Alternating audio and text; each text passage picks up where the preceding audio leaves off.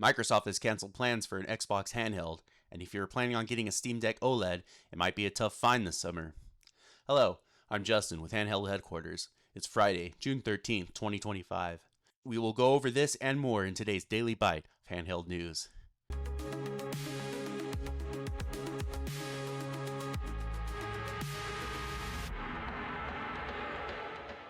Hope you like meeting my cat. That's Drogo.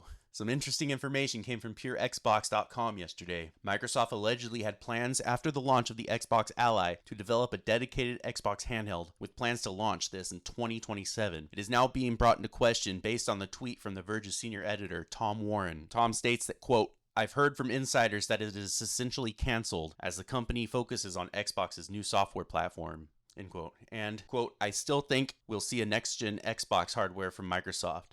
But I also strongly believe we'll see multiple devices from PC makers like Asus that will also be considered next-gen Xbox consoles," end quote. One may be confused by this talk, considering that Xbox Ally was just announced and that it is basically a handheld Xbox, right? Well, the difference here is between a third and first-party solution. Xbox Ally is a handheld PC that has an Xbox button and branding. The main draw to this is the alterations to Windows to cater to the games more than a laptop, for example, would. A dedicated handheld Xbox would not be running Windows, and everything, including the hardware, would be developed first party. If you're thinking this seems a bit redundant, given Xbox's trajectory lately of bringing games to everyone, that's because it is.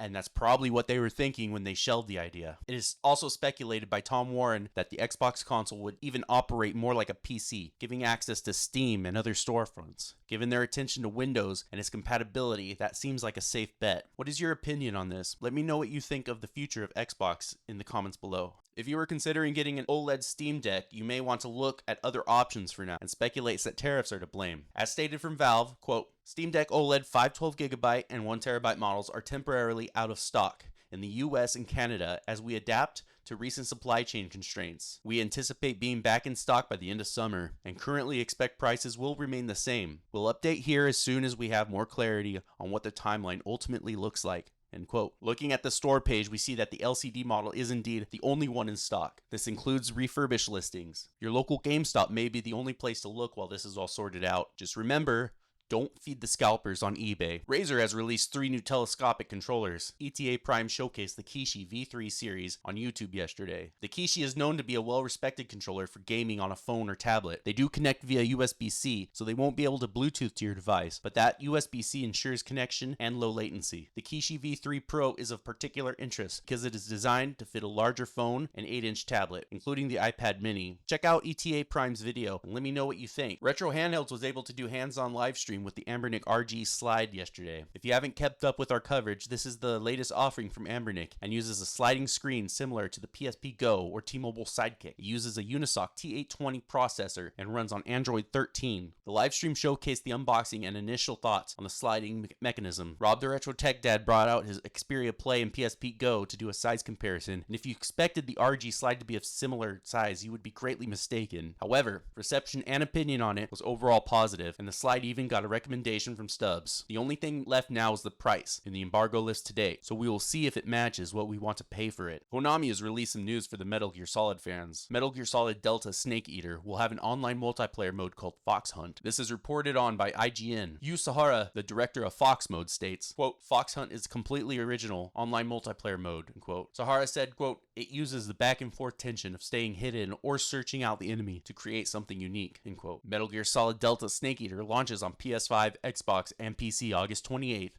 2025. While we are talking about Konami, let's bring up their press start event. They held their half-hour stream yesterday and gave some updates and previews. I'll link an IGN article describing everything below. Notably, the aforementioned Metal Gear Solid Delta Snake Eater, a new IP called Darwin's Paradox, which looks great, and Suikoden news. What is even more notable, though, is that Castlevania was not even brought up. The game Mind's Eye was released Tuesday by Build-A-Rocket-Boy and subsequently thrashed by reviewers and streamers. If you were not aware, Build-A-Rocket-Boy was already in the drama with this one after a pre-launch period period that saw executives departing the studio and one executive alleging that bad actors were funding a pre-launch smear campaign. But now that the game is out, it turned out to be such a mess that players are being offered a refund. This is similar to what happened to Concord, which was released by Sony as an online multiplayer game and subsequently shut down. If you were interested to read more on this, I've left links to 2 articles below. For today's On the Radar, I want to talk about ROM hacks, since I brought up Pokemon Odyssey yesterday. Legally, these games cannot be downloaded directly. The developers who created them released them as a patch, which is to be applied to a legally obtained copy of the game. I won't be going into a full tutorial on it, but if that is something you want to see, let me know and I'll put it on the itinerary for a future video. But the quick and dirty is, obtain your ROM that matches the checksum of the instructions from the developer or ROM hacks page and use an online patching tool like Mark Robledo's rompatcher.js, link below. Once you've done it once or twice, it becomes quite simple, and once you get that down, a whole new world of games opens up to you. With that being said, that is going to be it for today's daily bite of handheld and gaming news. As always, please like, subscribe, and discuss anything in the comment section. I hope you have a wonderful weekend, and I'll see you on Monday. Take care.